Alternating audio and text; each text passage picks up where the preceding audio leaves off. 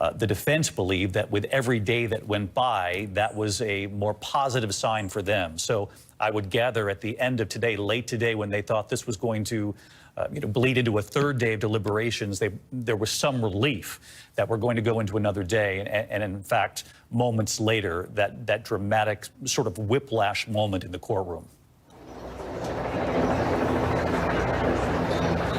That's right. And I do think what you touched on right there, referring to Todd Blanche and how sort of critical he was to this case and what, he did for Donald Trump over the past few weeks is so interesting to sort of laser in on. And to watch Todd Blanche in the courtroom today was so fascinating. You could feel the intensity from him because this was his moment, this was his case, and he was performing essentially in front of Donald Trump every single day. And what was so fascinating as they are waiting for this verdict to come down, because remember, they had a 30-minute waiting period where they had to sit at the defense table and wait for the verdict. You could see him gripping the tie around his neck, loosening it, the pressure clearly weighing on him. And there were times when all of them sat there. Sorry, really that's Schadenfreude. I shouldn't be doing Again, that 30-minute waiting period so telling. The prosecutors just feet away from them to their right-hand side, also really saying nothing at all. And then, of course, Alvin Bragg, just a few benches behind them. He had been in the courtroom just a few days, and what was so fascinating about him is how sort of you could feel his intensity in the courtroom as well, at times hunched over papers in his lap. I think at one point I saw him following along with questioning of witnesses, and you could see his tension. He was hunched over his papers once again, furiously taking notes at one point. So really the stakes that were on all. Bringing it back to Todd Blanche, this was his case for Donald Trump. He had been front and center. He had done the cross-examination of Michael Cohen. And then when he spoke, David, just one last point, when he spoke to make that motion with Judge Merchan at the end, after the verdict had already been rendered, you could quite literally hear the nervousness and the fluster. All right, so we're basically getting the play-by-play here, which is fine. That's cool, revel, as it were. But, what were the 34 counts? What were the 34 counts DJT was found guilty of? Because I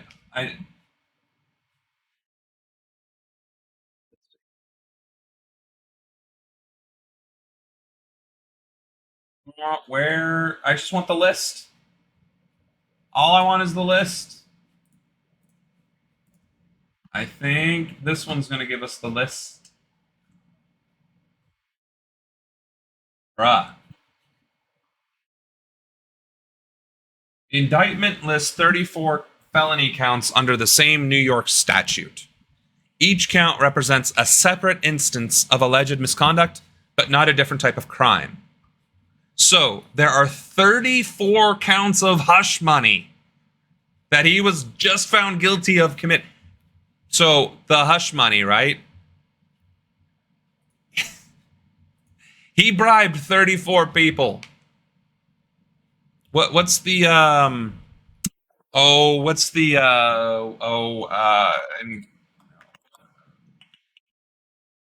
what is the jail time for conviction of falsifying business records in New York? That's what we got to look up, right? 4 years. Granted, he's in his 80s. He's not going to live, probably. Shouldn't say hopefully.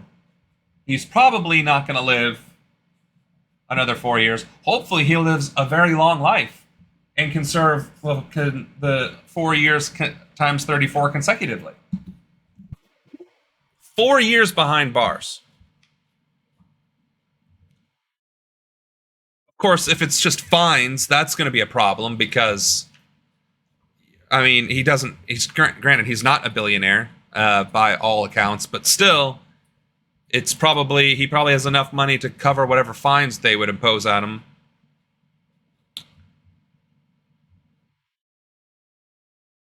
That's I don't know what to say to that. I do not know what to say to that. That 4 years jail time times 34. Yowza. In his voice as he was speaking to Marshawn. He was tripping over his words. He was speaking slowly. He was speaking quietly. And it was just so apparent that the verdict that had just come down was weighing on him as much as it was his client, again, Donald Trump, who remained seated at that defense table before, adjusting his jacket one last time to leave that courtroom. So again, tension for all parties there. This is just extraordinary color from inside that courtroom. Olivia, stay with us here. A few more questions for you as we also keep our eyes trained on these helicopter shots from Channel 7 here in New York as we await the former president leaving that courthouse. You can see Secret Service assembled.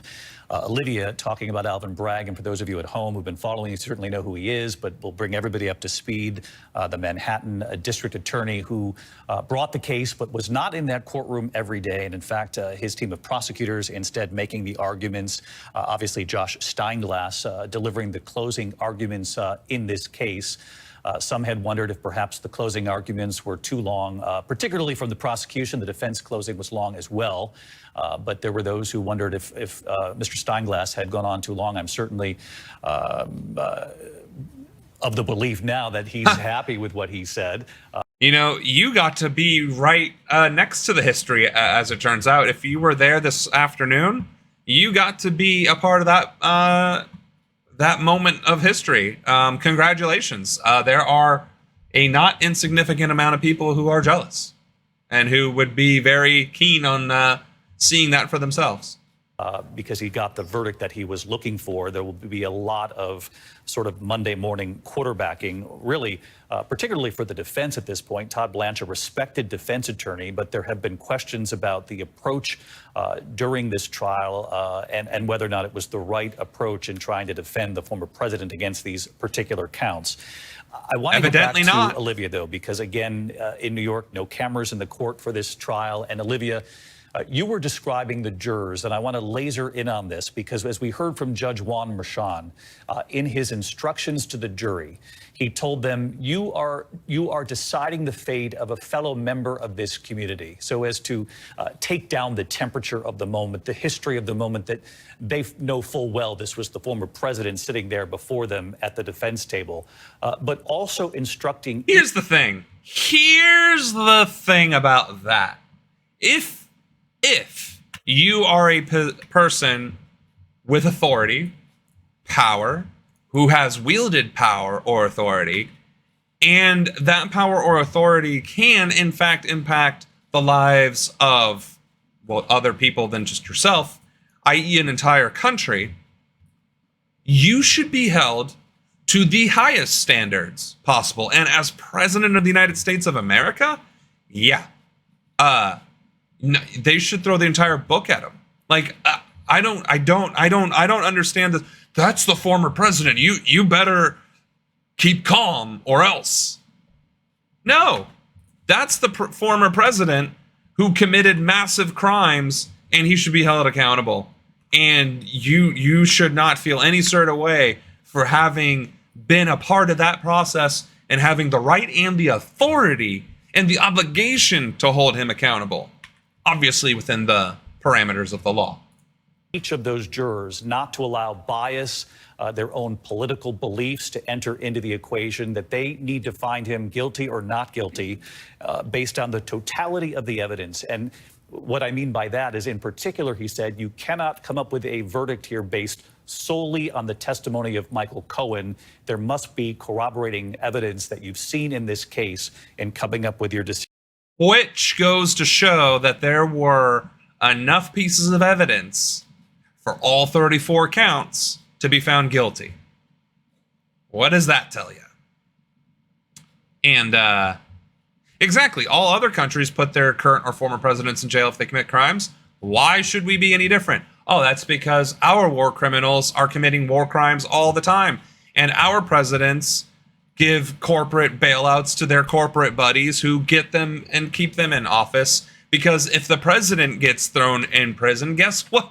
they're going to take everyone down with them. Whereas with other countries, there isn't a duopoly that is completely married with the highest earners in the country.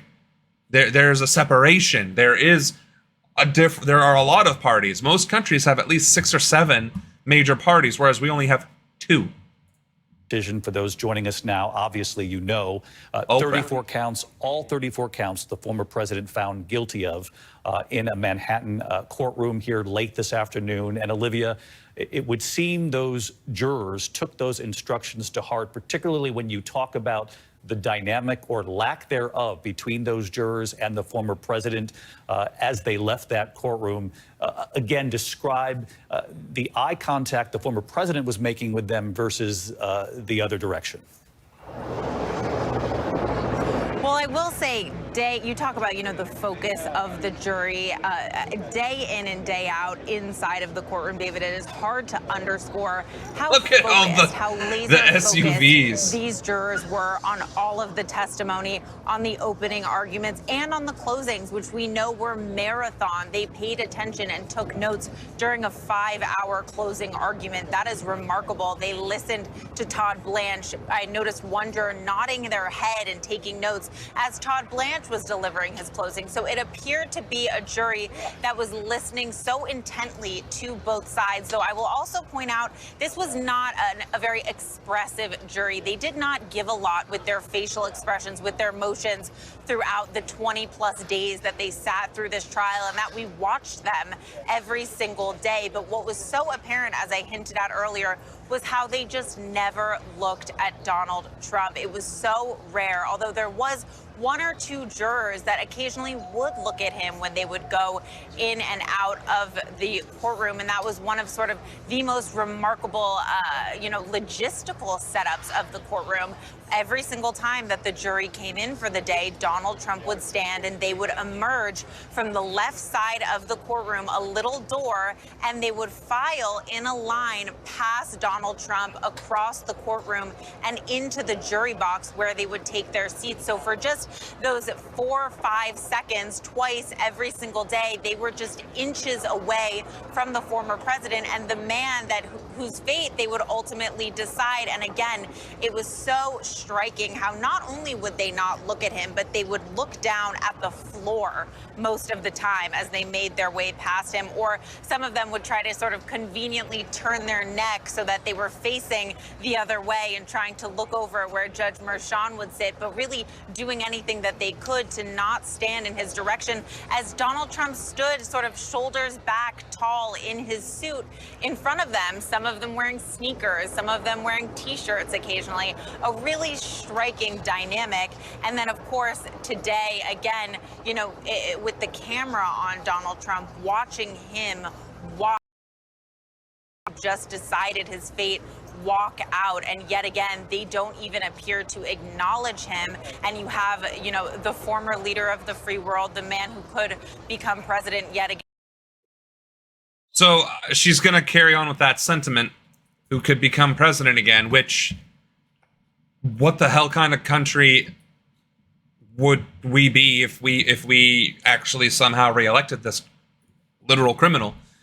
I said before, leader of the free world or no, you should be held accountable. You are not above the law. That's the first thing. The second thing is that the way he was looking at the jurors and the way he was treating them and presenting himself, trying to be intimidating, trying to be impressive, trying to be aggressive, is exactly the wrong kind of behavior that you would want in a leader or someone who is being a prospective leader, for simple reasons that he has already stated he is going to seek retribution against his political enemies. And who do you think just went to the top of that list? Those jurors. So, no. Again, if he is successful. Let's see. I would have looked at him straight in the eyes. That would have felt so good, knowing that we have the power to convict that charlatan. He has been getting away with crimes for decades. They should investigate his money launder operation in New York City next. I mean, I don't disagree. I do not disagree. Adjusting his tie and sort of slumped over in front of the 12 average New Yorkers who just he should be held accountable. Everybody on Epstein's list should be held accountable.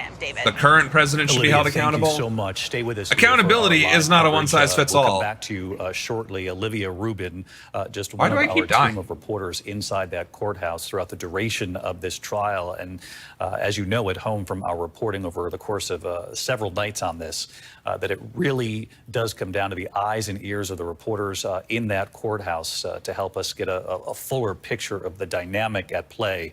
We're getting Republican reaction coming in. We'll get to that in just a moment. But just to add to what Olivia just said. That's kind of a good, I think that would actually be more conducive to the nature of our stream.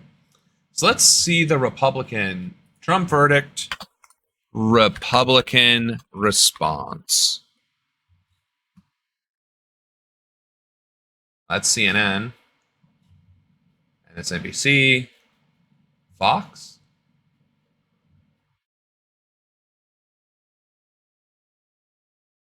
In many ways, I love $29 donors more than I love those big, fat, beautiful use of public resources in our time.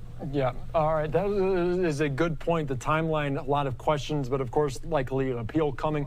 I do want to put up again another post on social media coming down. This one from the former president on his Truth Social platform. He posts online about this conviction of the 34 counts as well, saying, quote, "This was a disgrace, a rigged trial by a conflicted judge who is corrupt. We will fight for our Constitution. This is long." Excuse me?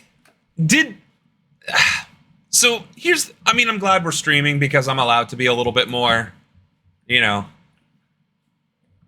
But this is the same president who said he wanted to discard the Constitution. Am I not, did we not just go over this? And so he now the Constitution is on his side. Now he's this proponent of the Constitution, but otherwise, you know, I'm going to tear it apart and go after my political enemies. Like this is not a healthy, a sane,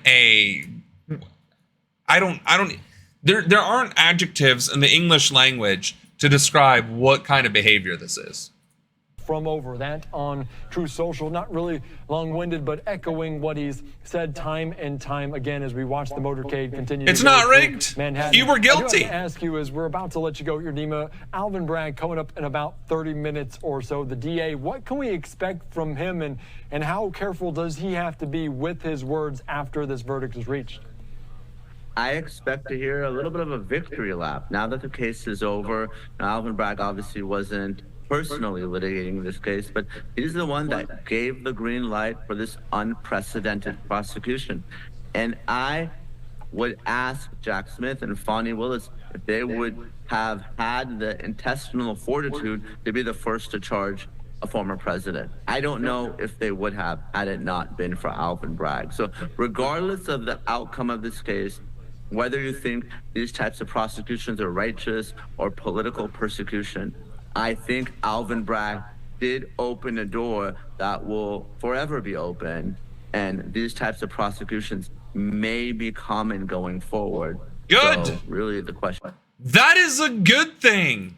I don't know if you know what a democracy is, or why corruption and stuff like that is illegal, but it's so people can be held accountable for their crimes, especially if they're in positions of power. Abuse of power is still a crime. And he's trying to frame it as, well, if they go after Trump, who are they going to go after next? Joe Biden?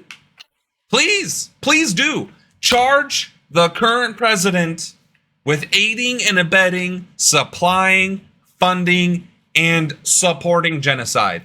Please. The precedent has been set that a president, former at least, can be found guilty and charged with a felony conviction for committing crimes. Please. And then let's go after Hillary. Let's go after regular Clinton. Let's go after the Bushes. Let's go after the Obamas. Let's not stop here. question is, what have we done, and was this all worth it? All right, Kraft, I think that kind of puts a bow on it. You kind of just talked about, obviously, the historical nature of it. Nima, thank you again. Your insight is so great, so invaluable here on Live Now from Fox. An unprecedented day there. Donald Trump found guilty on those 34 counts in New York. We appreciate your time, as always. Thank you so much for joining us for the better part of an hour. Thank you, Andy. Thank you, Andrew. I'll see you real soon. All right, talk to you soon. All right, thank you again, guys, as we will continue on here on Live Now from Fox, just about 6 o'clock on the East Coast, as we will hear from the DA, Alvin Bragg, like you heard from Nima Rahmani. Maybe a victory lap of sorts, as they will get into all the developments here. We were learning more reaction from there, but also... Here's the thing. This isn't a victory lap for the prosecution. This is a victory lap for America, for democracy, for justice, for the criminal justice system. This is a victory for the people of these United States to actually be seen with their own eyes, hear with their own ears, and experience with their own selves that a president, whether you agree with him or not, can be held accountable and found guilty for material evidence of criminal activity. This is a victory lap for everybody in America. Let's be clear. A live picture high atop the motorcade as we are following it through Lower Manhattan, outside of the courtroom. Let's take you back. Oh, we missed the some leaving. Of these remarks from the former president immediately following this guilty verdict being read inside that courtroom. Mr. Trump, what do you have to say to the American people? Mr. Trump, how did it go being convicted of... Is he crying? No Schadenfreude. No Schadenfreude. This was a disgrace. This was a rigged trial by a conflicted judge who was corrupt. It's a rigged trial, a disgrace. They wouldn't give us a venue change. I know if we want to continue watching this, I'm going to have to let it play. Because I don't know that I can fast forward or whatever. But I, personally, am not going to give platform to saying that it was rigged, that it was a disgrace, or that the judge was conflicted, because the instructions were clear. The instructions were quite clear. There has to be evidence to back up the guilty verdict. And I get there's like some sort of legal phrasing. There's things like preponderance of the evidence and, well, that's the only one that I know of off the top of my head. But there's the one that the guy said, and there was enough material evidence for each of the 34 counts of bribery, hush money, to find him guilty. Like, that's not rigged. That's not a witch hunt. That's guilty, my guy. So we're gonna skip ahead. Former president, after being found guilty on these 34 counts in this hush money trial about falsifying business records. We're also getting some new reaction as the sentencing going to be on July the 11th. This coming in from Don Jr. saying sentencing is 4 days before the GOP, not even trying to hide the election interference. So a lot of conversation about that, about the timing. Why was this brought up now? Why was it tried?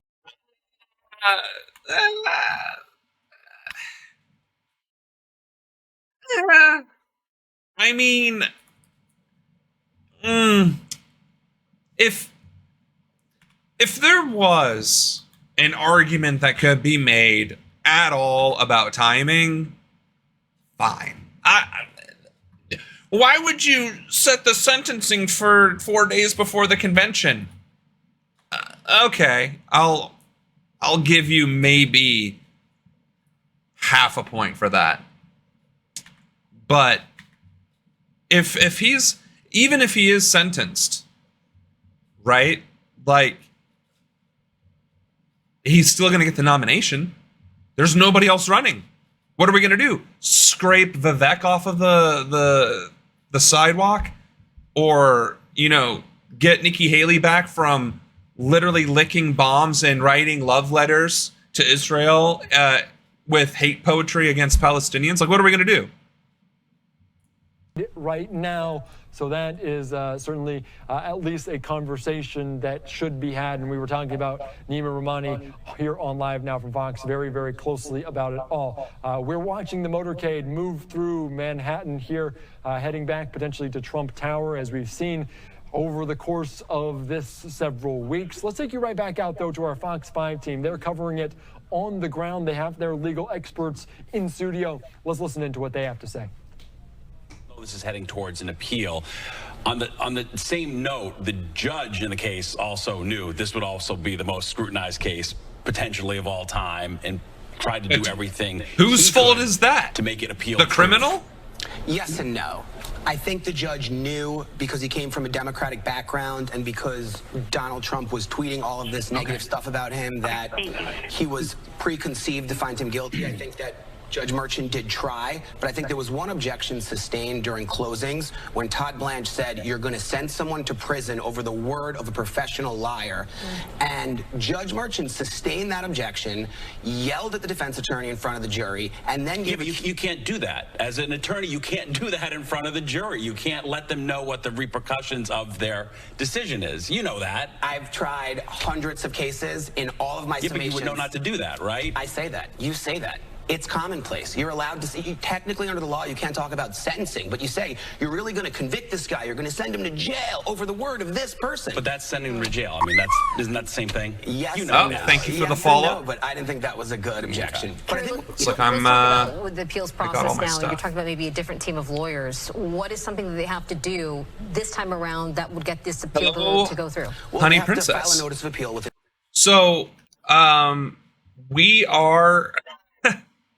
Normally, I would not give the person in the top right-hand corner of the screen the time of day.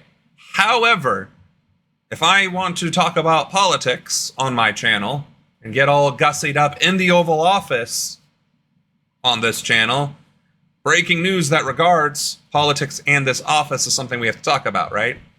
And it's just crazy to me to see and hear how Fox News pundits are trying to frame this as some sort of conspiracy. We either believe in the court system or we don't. And I get it. In some cases, there's nothing to believe in. If protesters get arrested and charged for exercising their First Amendment right, that is corruption. That is a failure of the court system.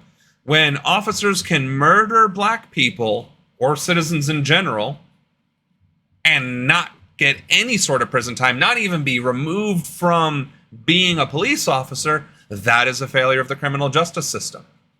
We can agree on that. But just because a powerful person, a former president, a what have you, is found guilty of the crimes that they very much so committed, that isn't corruption or conspiracy of the criminal justice system. That's one of the few times it actually worked against people it normally does not work against. The criminal justice system typically is an institution that benefits, supports, aids, and abets the powerful. Hence why the Epstein flight logs list hasn't been publicly disclosed, and not a single solitary soul on that list has been prosecuted or investigated. And why Epstein didn't kill himself, and why Giselle Maxwell is just being whatever. No, you're fine. I was able to infer what you meant. But yeah, the conspiracy of a criminal being found guilty. I'm sure they will be filing today or tomorrow.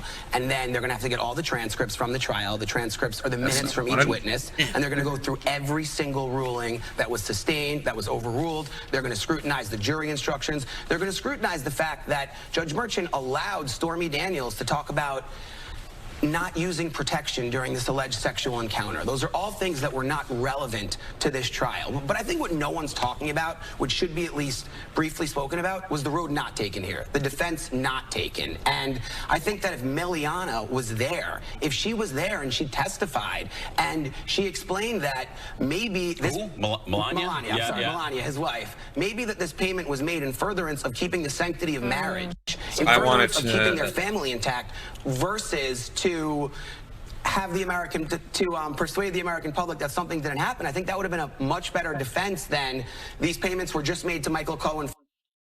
They did not say he was innocent. He was found guilty on all 34 counts.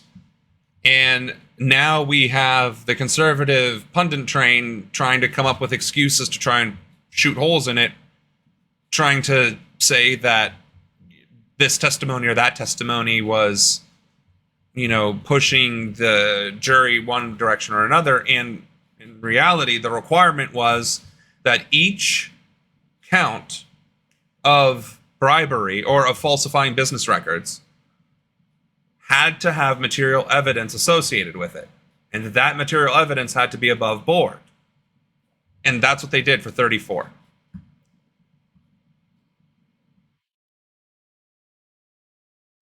Oh, I see. Well, hopefully you're doing better now that you're out of rehab. Regardless of what you were in rehab for, hopefully you're doing better now. Your roommates said he was innocent. They were wrong. But, you know, I'm sure there were plenty of people on either side of the aisle that's like, oh, come on, he didn't do all of that. I mean, he's a scumbag, but what kind of scumbag offers hush money to 34 people? Come on, he's not that stupid, right? Well, as it turns out, he is. And now we're hearing the circus about it. For legal fees. I think Michael Cohen could have made these payments in defense of the sanctity of his marriage, to protect his marriage, and not to, you know, make the American people think something that didn't happen happened. But then we're going into federal election law, and that is very dicey, and you have to be very well versed at federal election law to tell, you know, what's for one and what's for none. So we're going to turn things over now to Linda Schmidt, who's back on the scene there. She's been talking to quite a few people throughout the afternoon, and as this has broken, Arthur Aidala, a former... So July 11th is when we find out precisely how impotent or strong our criminal justice system is with regards to holding powerful entities accountable. Now, I say it like that for a reason. There is no precedent for charging a president. There is no precedent for sentencing a president in this country. In fact, there have only been a few impeachments, and absolutely none of them have resulted in a forced removal from office. The only president who did resign was Nixon, and that was willingly, before he got impeached. So what would be very interesting to see is if on July 11th, Donald Trump does get sentenced and then is also escorted to a prison, or if he will be allowed to serve his sentence via house arrest or something similar, which is typically what happens to the wealthy and powerful. Or judge. She has the very latest on what's going on there right now. All right, Linda. Yeah, hi there, Bianca and Steve. We have attorney Arthur Aidala back with us, thankfully here to do some more talking, because, I mean, your insight, because you've been doing this forever. You work out of this courthouse here. You've been in these courtrooms, so you have a perspective that most people on the planet do not have. So, again, I wanted to ask you, you and I were just talking, do you think the prosecution was surprised by, first of all, the guilty verdict, and second of all, how quickly they reached that guilty verdict? Well, there's a couple of things. Number one, just so you know, I was actually in the courtroom, not today, but in the past, and I just want to throw a bouquet to the court staff here, because this case was so well organized by the court officers and the clerks and everyone, and it could have been pandemonium, and it wasn't. It ran very smoothly. I mean, from a journalist point of view and what we had to deal with, it was very smooth. And there were moments when I'm not proud of what happens here, but as I said, I've kind of grown up here. Are you still recovering from the stay at the hospital? You seem a little groggy. I can understand that. Do I think the prosecutors were surprised? I think they were very happy last night when they went to sleep and the jurors wanted to hear David Pecker's testimony. That was their best witness. And, you know, and he said, like, I'm friends with Trump. I still consider myself to be a friend with Trump, as opposed to Cohen, who, you know, was throwing daggers at him for years now. So I don't think they were so surprised, especially when the verdict came in relatively quickly. I think they were confident in their case. They did what they needed to do. They obviously prepared. I mean, I think Stormy Daniels was prepared for days. I know Cohen, they said, was prepared for 100 hours. 100 hours is a very long time to be prepared, and he did well. He stayed nice and calm. They always wanted him to lose his temper. temper. He didn't lose his temper. And they got the result that they worked hard for. Let's see, don't fight our what appellate judge nurses. says There down the aren't road. enough of them to Let's go see how around. this affects the world. I mean, and I don't say the world lightly. Let's see how this changes the image of the United States of America in the whole world. Yeah, you're talking about David Pecker, and again, the former This publisher guy of, is trying the very National hard to Enquirer, not give a longtime reason. friend of Donald Trump. He did not have an axe to grind. Like you said, when he testified, he looked right at Trump and he said, I still consider Mr. Trump a friend. It's not like somebody like Cohen, who admitted on the stand that he can't stand Trump, that Trump going to prison was something that he wanted, and it was something that he wanted for himself personally, was to see Donald Trump go to prison. So I guess what you're saying here is that David Pecker, his testimony carried way more weight than Michael Cohen's did. It just happened to corroborate what Michael Cohen was saying. I am glad that you I wouldn't be shocked if we find buddy, out why weeks are or you months from jumping now on top of me right here? now, Pecker You're gonna die. sent Trump a text saying, "Hey, man, I'm sorry. Like, But I yeah, had no choice." 'Cause he was streaming subpoenaed is to be one of here. They those made things very that is, clear. And I mean, look, I think you the know, biggest it's very lie interactive. A lot of people enjoy doing it, and a lot of people prefer being the watcher and the supporter instead. So I appreciate you being out here. Because he's trying to sell books, he's trying to sell a TV show. And Oshun, you're right. New York versus Trump. New York 1, Trump 0. We'll see. So, like I said, I think what's most important is to see what's going to happen on July 11th. Because if July 11th happens and he doesn't get a strong sentence, it'll send a message, all right, that we'll find you guilty as a former president, but we're not going to actually punish you in any way and hold you accountable for your actions. That is what July 11th is actually about, is whether or not we will actually hold a criminally charged and found guilty former president, i.e. upper elected official, accountable for their actions. Arthur, Linda, we appreciate it. Thanks so much. And it's 6 o'clock. We are continuing to follow the breaking news this afternoon, where Donald Trump has been found guilty on all 34 counts in his criminal hush money case. We have been following this all week long. We've had reporters in and out of the courtroom, and Fox 5's Morgan Mackay was live in the courtroom when this all happened. A shocking surprise for you as you were about to be leaving for the day. You're exactly right, Steve and Natasha. When the judge announced that the jury had reached a verdict, they would just need an extra 30 minutes. The entire room gasped. Reporters were completely caught off guard when this was announced, because a lot of them thought that this was going to be, they were going to be breaking for court at the end of the day. The announcement came at 4:35. The judge had said that the jury was going to be dismissed at 4:30. So everyone was pretty much on their way out the door. But then the judge said that the jury had reached a verdict. They waited an extra 30 minutes, brought the jury in, and the jury found Trump guilty of all 34 charges. Now, the former president, while this verdict was being read, he folded his arms across his chest and stared straight ahead.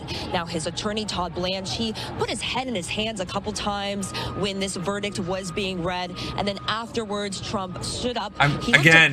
I did it earlier where I just said guilty, guilty, guilty and counted it out 34 times. Remember, it's not that. It's not we find him guilty on 30.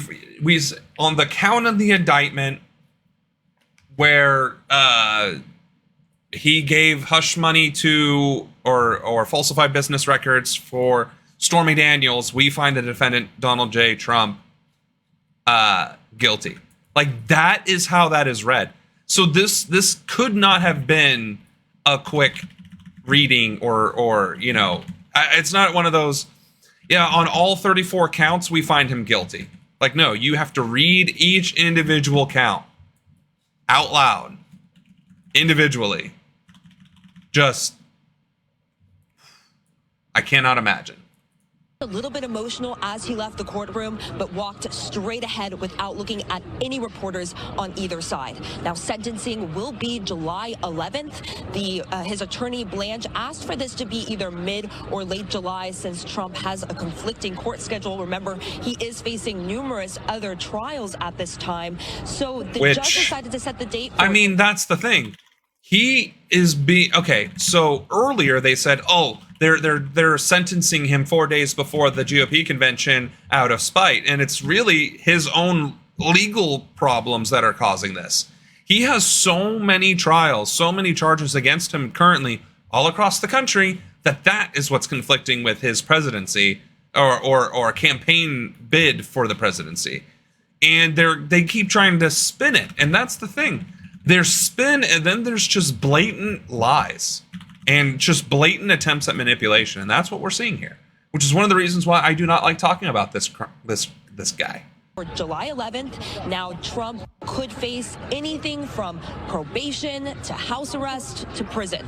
Now, what's next in all of this? The Manhattan District Attorney, he came in for the actual verdict. He's going to be holding a press conference at 6:30. Now, some media organizations did ask the judge if they could speak to the jury. They asked that a room be set aside for jurors, anyone who wanted to talk to the media, but the judge denied this request. He did say to the jury that if they wanted to speak to media, that they could. However, we just got word that they did all leave in a van the court provided. Now, because they don't want to be targeted. The jury has remained anonymous. Nobody knows exactly who they are. They were very careful when jury selection began. They only let in around 6 reporters in a jury pool to sit there when jury selection was going on. So not even all the reporters even saw the jury's faces before they were actually chosen. There were also 6 alternates, but they were set aside in a different room while the main 12 jurors deliberated, and that was 7 men and 5 women. So again, this was a very big day. It caught a little bit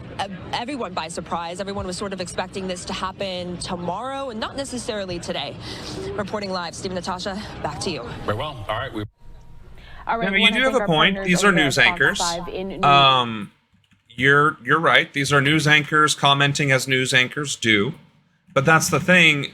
They have a responsibility. Journalism is a protected First Amendment right as well, but that also carries a responsibility. You don't have the right to lie without consequences. You do have the right to lie. Let me rephrase.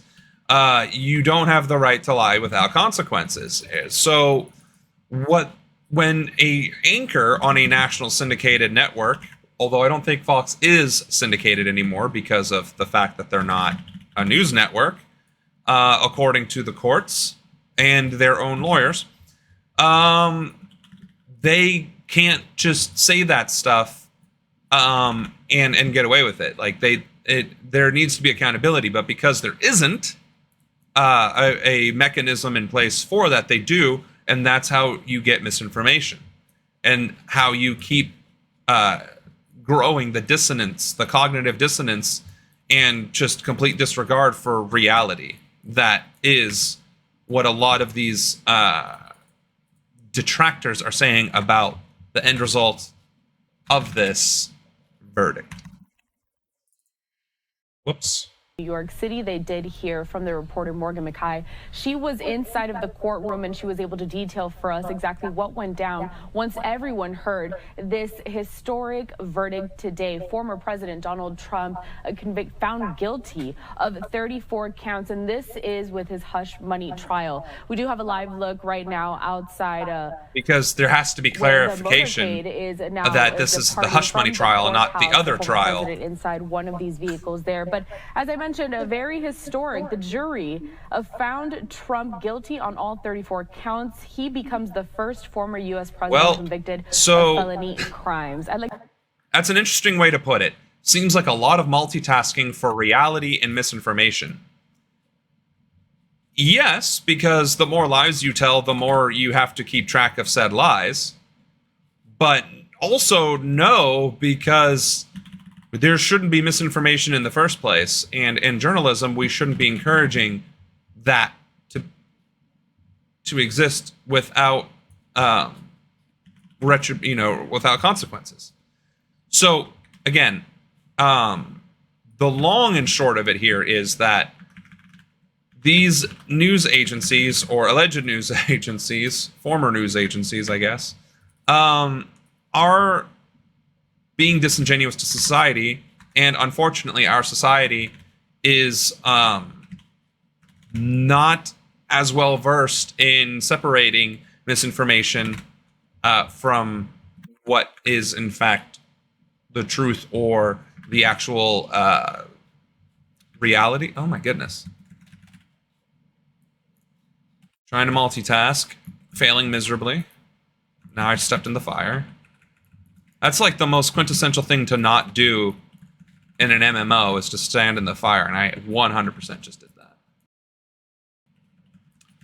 Alright, so I'm gonna... Why are you not aggroing? I have 100% attacked you, friend.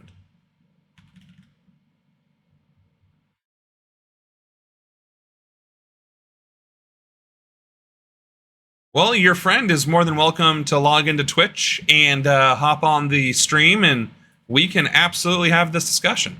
More than happy to. Especially if it is a productive conversation on how to spot misinformation, why it's a problem, and the reasons why these news agencies are getting away with doing it.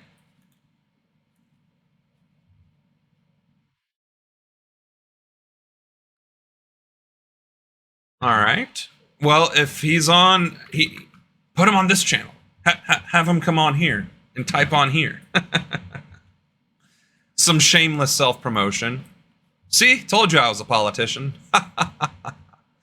Oshun, give me a second. I have to make sure my team doesn't die. All right. It seems to me like right now they're just reporting what happened in the trial and what the outcome was. Of course, they usually do put a lot of information out there, but I don't see that in this case. The verdict is what it is. The evidence is what it is. True, the Fox News is mostly reporting the facts, but the pundits early on and the other conservative speakers saying that it's a sham trial, that it was fake news, and that it was basically a witch hunt and all that fun stuff. That's what I was addressing, that those opinions were being aired unchallenged by the news network. To continue on this conversation and bring in now former prosecutor Katie Charleston. Katie, big day today. I just want to get your reactions first. What did you think when you heard the verdict? Completely shocked.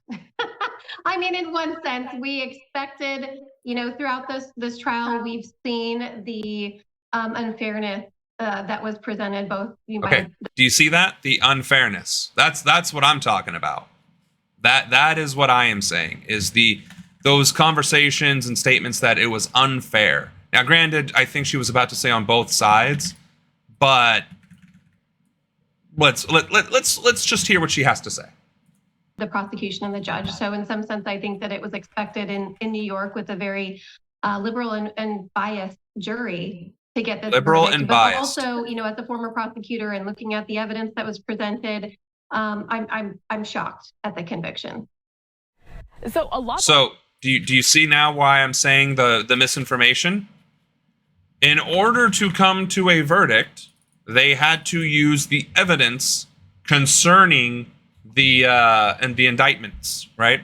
And we discovered, or I discovered, you might have already known, but we discovered and verified live on stream that it was 34 counts of the same charge of falsifying business documents.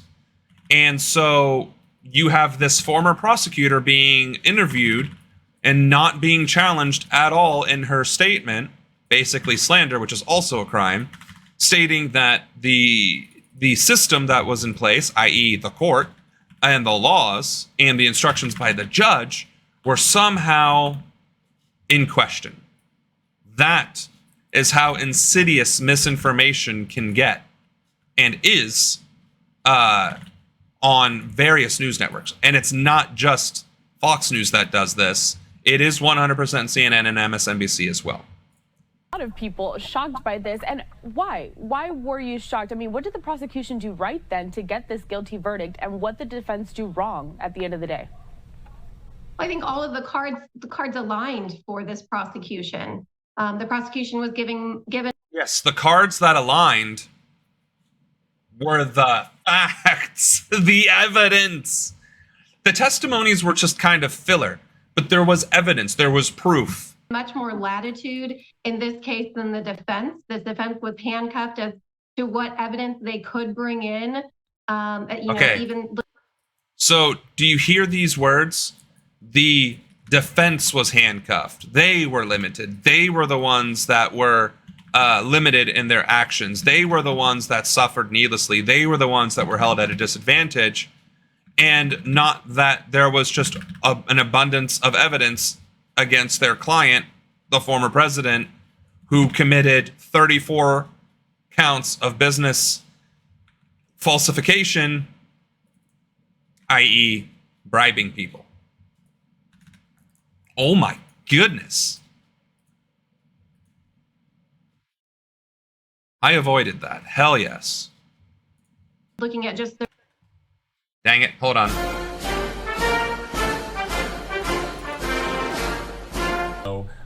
Will his fate be decided Sorry. in this courtroom there in Lower Manhattan? You know, it's worth stating that when I play Final Fantasy XIV, the keybinds are the same as on my stream software.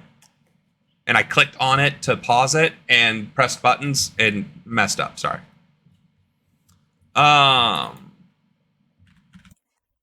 Maybe I need to change that. Actually, I don't know how I would be able to do that because the microphone's in the way of my... Oh my goodness. The microphone is in the way of my keyboard, so I couldn't really...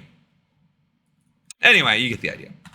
Are you sure you don't have it backwards? I think that's right. But shouldn't it be Trump because it's his timeline? I'm not understanding your question. It's his trial, so he should be given more leniency? Is that what you're discussing? Because the answer to that is absolutely not. And it's in fact one of the biggest issues with our criminal justice system is the fact that being wealthy is what gives the wealthy and powerful the leniency for not being found guilty in the first place. For instance, there was a kid few years ago, rich kid, some nepotism child, who killed somebody via drunk driving. And the argument that his lawyer gave was affluenza.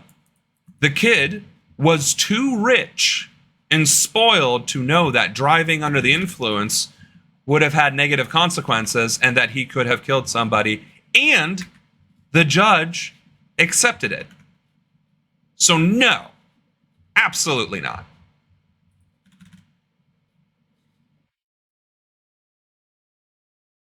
Oh, okay. Sorry. Disregard my my tangent. Partially because I can only look at a couple things at a time. we don't know what the verdict is. All we know is that the jury has reached their decision. These 12 jurors have spent the last 2 days, almost 10 full hours, deliberating. And Nima and Andy, I think it's important to note, no pun intended, there were no notes to the jury, or to the judge rather, today. It was essentially somewhat smooth sailing. Yes, they took a few breaks. They took a break for lunch, and then they got back into the deliberations. We saw the prosecution come back into the room. We saw Trump and his defense team come back into the room. We saw the media come back into the room. And Nima, how rare is that? We were reporting before the 4:30 Eastern mark that the judge had dismissed or was going to the jury at that time that was already pre-selected for today to end the deliberations. And then everyone got back in the room. Producers in the room were questioning, what is this all about? And then we got the news that the jury was going to go home, and the judge had said that. Minutes later, Nima, we get the news the jury has reached a verdict here. How rare, how uncustomary is something like that? I think that threw a lot of people, because we had literally just reported 10 minutes before the jury was going home for the day. It is not common, but it happens. That pressure of returning for another day. Holly, and dare I say it, Yuya. You put somebody on there to try and back up your crazy rhetoric, and dude's like, no, buddy, that happens. It's called life. Is real, and it can encourage jurors to change their mind. I think we had one holdout. Just speculation. We don't know what's happening in that deliberation room, and it'll be up to the jury. So again, misinformation is not just lies. It is also putting in potential doubts where there are none, making assumptions and assertions where there are none. There's deliberations, rumors. We don't know anything, but we assume there was at least one person who was still on the fence, and that one person thought they were going home, but then they weren't going home, so then all of a sudden they changed their mind. That is misinformation. That is very insidious behavior and poor journalism in general. And I really hope this healer buddy, you have 8,800 mana. You best keep me at higher than 50% health. What are you doing?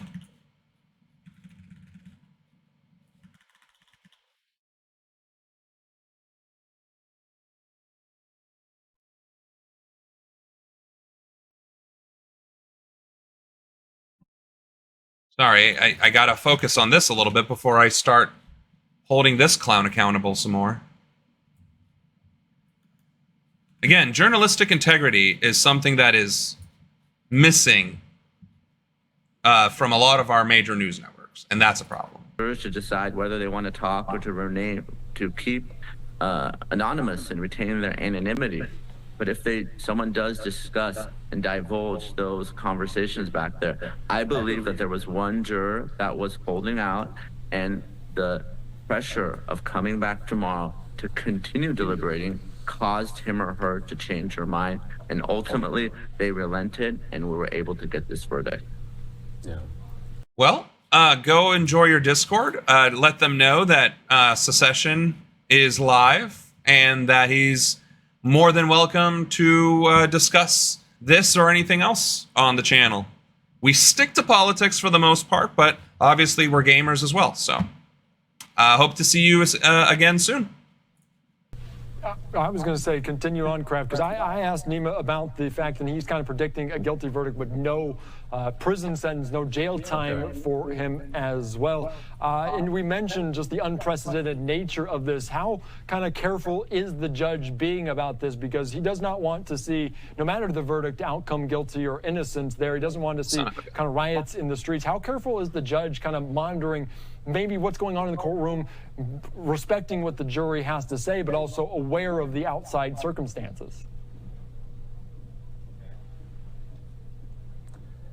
You know, I mean, to that point, Andy, though, we know, and we're getting reporting in from our producers in the room, that Judge Merchan has indicated to the gallery not to have any outbursts when the verdict is read. And the verdict will be read sometime between 30 and 60 minutes after we just learned that it has been reached. So I think that's really interesting. Judge Juan Merchan is very keenly aware that he does not want any emotional outbursts in the courtroom from anyone in the gallery, from the prosecution team or from the Trump defense team, or even from the press as well here. I want to just throw this up here. This is kind of a mock jury verdict form. According to our producers in the room, they're not making the jury verdict form public, but this is what it would look like. And it has all 34 counts of falsifying business records in the first degree.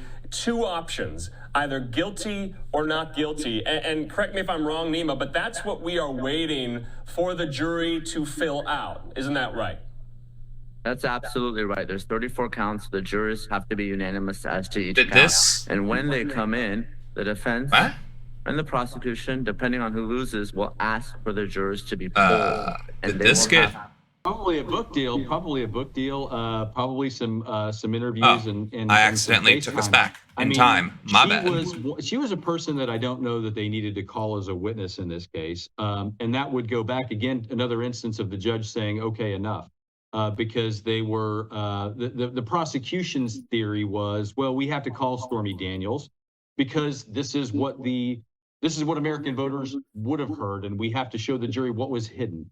I think it was just kind of an excuse for them to sort of spice things up. They had 2 weeks worth of accountants and CPAs and money people. And I mean, you throw a porn star up there and then they start talking about sex and the jury perks up, right? And then you have an explosive day or two of court with Stormy Daniels there. But I don't know that it was particularly relevant, and I don't know that it did much of anything. That said, President Trump has consistently denied any kind of relationship with her. I don't think any of us care, and I don't know that the jury cared either. And from a trial advocacy standpoint, again, when we go back to what we call kissing the ugly baby, right? Marrying up to facts that hurt us, that probably would have been a good example for them to come back and say, you know what, okay, fine. You know, we're not going to sit here and just deny. We're going to kiss that ugly baby, but it doesn't. It was one of those counts not storming? I mean, were one of the 34 counts about Stormy Daniels? Well, I guess I'm not going to be able to check while I'm in the middle of this, but if somebody would find out, because I was under the impression that she was also given the hush money and that it was falsified. Ergo, what? Really matter, right? I think that's probably the more effective play. Another good example of, again, kissing the ugly baby, Todd Blanche in opening statements leaned into Donald Trump's reputation for kind of being frugal, right? He said, why would Donald Trump pay 4 times the amount of money for this transaction? We've all heard that he's kind of actually the opposite, right? We've actually heard that he's got the reputation for being kind of tight-fisted. So in that instance, that would be another good example of really kind of leaning in to a bad fact and sort of turning it around for yourself. Again, would have liked to see it a little more on the Stormy Daniels issue. That's where you could have made money. But they were able to attack her. They were able to, I think, score some points with her. They were able to expose, I think, some of the inconsistencies that she said, some of her motivations. I think you're going to see her on a lot of talk shows now. I think she's going to get a book deal, and I think she's going to do a whole lot better than that $130,000 she initially got. Okay, I want to continue on with a couple of more points, just moving through what's going to be upcoming within the next few weeks. So the appeal process, Trump's attorneys already announcing that he is going to appeal this verdict. What's that going to look like? How long is it going to take? And will it really change anything? Okay, so the next thing that's going to happen, obviously, are those pre-sentence investigations and those pre-sentence reports. And the judge will take that into consideration, and then the judge will sentence Donald Trump on July the 11th, or maybe he'll just have a hearing that day and then he'll think about it. I know that's the same week of the Republican, if that's going to play really at all. But then once the conviction becomes final, and it won't become final until Trump is sentenced. Once the judgment is final, that is, then that will trigger Trump's right to appeal. When Trump does appeal. So that's interesting. That is interesting, folks. If you weren't aware of anything else with this thing, it's that when he appeals, to drag this thing out even further, or to at least avoid as much jail time as possible, or to go to jail early, and hope that he becomes president so he can commit more corruption. And I will outright say corruption, because he did, in fact, sell cabinet positions. He did engage in nepotism, and he is threatening to go after his political detractors should he become reelected and violate the Constitution. So his corruption is, in his own words, a well-documented fact. That being said, if he becomes president again, we really have only ourselves to blame. But the interesting thing is that we might see justice regardless. It would be interesting if he got elected to the presidency and was found guilty, was sentenced, was charged, failed his appeal, and then was escorted to prison by the Secret Service. That would be interesting. It would once again reinforce the notion that nobody is above the law, which is personally what I think needs to be happening. So, I'm sorry. Sean. The jurors said they unanimously agreed that Trump falsified business records to conceal $130,000 hush money to adult film star Stormy Daniels to influence the outcome of the 2016 election. Here are the details of those 34 felony counts. So, crap, I'm gonna get hit really hard. Ooh, that was not good. Bro. So, they found him guilty on the Stormy Daniels thing outright, straight up, because she was part of it. And again, it goes back to the misinformation. If all you do is listen to Fox News and you hear them beg to question reality, of course you're going to think it was rigged, because you're hearing a bunch of important and smart-sounding people saying it was rigged, but it wasn't. It is unequivocally very long process. guilt. And one thing that is possible, if not likely, is that the judge, 9 out of 10 people who are charged in Manhattan with this similar offense are given probation. So it may very well be that Mr. Trump is given probation in this case. Okay. Sure. I falsified business records. I wrote off $10,000 when I should have only written off $5,000. Or I wrote off $1 million when I should have only written off $900,000. Probation, yeah, I can bet. 34 counts? If he gets probation for 34 felony counts with concrete evidence, then we have a problem with our criminal justice system. Like, I'm not saying if he doesn't go to jail, it's a failure, but probation is unacceptable. That's basically saying, commit as many crimes as you want, be as corrupt as you want, all you're going to get is probation, don't do it again. Case, right? Not sentenced to jail, has to do community service or something of like that in lieu of jail. Now, if he is given a prison sentence, he will still be able to file to do an appellate bond, which will allow him to be free while this case goes to while this case is on appeal, and that appeal could be a couple of could take a couple of years. So if Donald Trump is elected president of the United States, his case could still be up on appeal while that is happening, meaning that he would be out and about and running around. So, which is insane. I don't anticipate Mr. Trump being in prison for any part of this year. I think that even if he is sentenced to jail, I think he appeals that, and then that is stayed or paused while he is running for president if he is elected. And then if for whatever reason he's got an active sentence that's there, then that would be in the governor of New York's hands to potentially pardon Donald Trump if he's the president of the United States at that time, maybe for the good of the country if that's what we're facing. But it's obviously uncharted stuff for sure.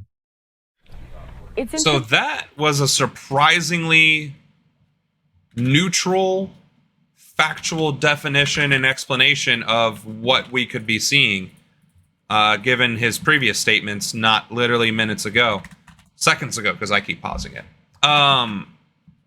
Yes, it would be unprecedented for any number of reasons. And if he were to get elected, that would just be an indictment of our just country's political processes.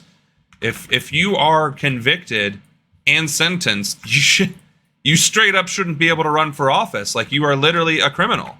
And criminals can't even vote in this country. So why would you be able to run for office and then win said office, especially if that office could enable you to influence the outcome of your trial or sentencing? Just as the governor of New York would have the power to force the sitting president to go to prison, the president of the United States could come up with some charge or excuse against the governor of New York and cause some sort of frustration for them. And since Trump has again stated unequivocally that he will go after his political opponents, who do you think is going to be on that list? First the jurors, then the governor of New York. Interesting that this whole trial. No, he can't pardon himself because it's a state crime. Trying to keep it under wraps, the governor of New York could pardon him, but got elected, and yet it's rearing its ugly head now when we're in another election year. And it's interesting that you mentioned this concept that the president could be, sent to prison, not for the time being, but while, let's say, he does take over the Oval Office. I want to pull up a statement from the former president and the Truth Social media page that he has. It says here, the real verdict is going to be November 5th by the people, and they know what happened here. And everybody knows what happened here. You have a Soros-backed DA, and the whole thing, we didn't do a thing wrong. And it's almost crazy to even think about this, but you mentioned how New York's governor would have to pardon him in the future for the good of the country. What would that even look like? And is it a requirement for New York's governor to pardon him if we were to find ourselves in a situation where he was imprisoned? No, the governor is not required to pardon him. See, this is what I'm talking about with this misinformation crap. All they're trying to do is come up with excuses and reasons and whataboutisms to be like, well, surely if he's found guilty, the governor has to pardon him. No! Stop trying to lie and manipulate this outcome and public opinion. But that would be the question, right? So let's say Donald Trump is sentenced to jail. Now, again, that could be home confinement. Michael Cohen was given home confinement. And again, for those reasons alone, I don't see Trump actually going to a prison, even if he is given a jail sentence. It would very likely be that would be some type of home confinement, if you will. And I guess the home could be the White House, right? And they could try to navigate around that. But that would be the real political question, right? Would the governor of the state of New York be willing to do that? Yeah, it's strange questions, strange times, to be sure, with a lot of those things. But legally, that's sort of where we are. Now, I'll give you this. From what I understand from the laws in Georgia, for the case that he's going to be facing in Georgia, and again, I don't know that that's going to be happening before the election. The governor of Georgia does not have the power to pardon somebody who is convicted. Hello? That's the way it should be. Why should elected people be able to pardon other elected people or other powerful people? That would just be like, hey, go ahead and violate state law, don't violate federal law, and I got your back because I'm the governor. Like, are you insane? Pardons exist to help citizens who have dealt with felony convictions and have tried to turn their lives around. That is the intent of the pardon, is to rehabilitate themselves and to encourage it, not to give convicted powerful people a free pass. Are you kidding me? So if Donald Trump is convicted in Atlanta and is given a jail sentence there, then there's really no way around that. But I do think that that's going to be a question that is going to be asked of the governor if that happens. If Donald Trump is given a probated sentence, if he's put on probation, then you're looking at he's going to be able to be the president. He's going to be able to do what he needs to do. He's going to be able to travel and do all of those things. And a drawback, if you will, to probation for Judge Marchand is this. Judge Marchand issued that gag order, right? And we haven't heard anything about the gag order in about 2 or 3 weeks, but that thing became a power struggle in a football, right? Because Donald Trump was fairly aggressive on his social media in addressing a lot of these things, and in many ways challenging the judge. A lot of people, a lot of the talking heads that I listen to, suggested that Trump was doing it on purpose, right? He knows every time if he goes to jail that he raises more campaign funds out of it, right? I'm a lawyer. I don't do politics, but I'm told that you can raise a lot of money apparently by releasing a mugshot. So he's challenging the judge to do that. So I think if Donald Trump is put on probation, does he challenge Judge Marchand? Do we have another power struggle? And does Judge Marchand see that coming? So again, a lot of really interesting questions, but July 11th is when, I don't know if that's the date that they're just going to have a hearing on it and then the judge will take it under advisement, or if that's going to be the date where the jury or where the judge actually sentences him. I will say this: when you are found guilty of a felony, the judge can hold your bond insufficient and take you into custody, which did not happen today, obviously. So sometimes when somebody is found guilty of a felony, they're incarcerated right there on the spot, and then the sentencing happens while they're. Which is, again, why I've been saying at the very least, that our criminal justice system operates differently depending if you're wealthy, depending if you're powerful, depending on if you're white, depending on if you're not white. Like, again, people face different outcomes from what should be an equal assessment of the law. And if we're going to deny black people that are first-time offenders their bail and their bond on own recognizance every time they're found guilty of a felony, but a rich white person found guilty of 34 counts of business whatever, i.e. hush money, what kind of message are we sending? Now, we finally beat this boss. Anything useful in here? No. Okay. So, I think this, because I only intended to stream for 3 hours. My voice can't handle it. Not yet. I can't do the 8, 9, 10 hour streams yet. Maybe I should. I don't know. But I think we got a lot of ground covered. We started off talking about corporate greed. We talked about corruption in government. We talked about Donald Trump being found guilty and indicted on 34 counts of falsifying business records. We discussed in great detail misinformation, how it happens, why it happens, and live examples of what it looks like, and why we need to be better about tolerating that. And we need to address the accountability measures that we can take as citizens to encourage our elected leaders to pass legislation to do so. Again, my name is SaSeshen. This channel is here to discuss politics, make politics a little bit more interesting, more accessible, play some video games, and perhaps one day have this stream truly issue live from the White House so that we can together lead this country in our image, spread the message of solidarity, and highlight the need and necessity and ability to be civically engaged.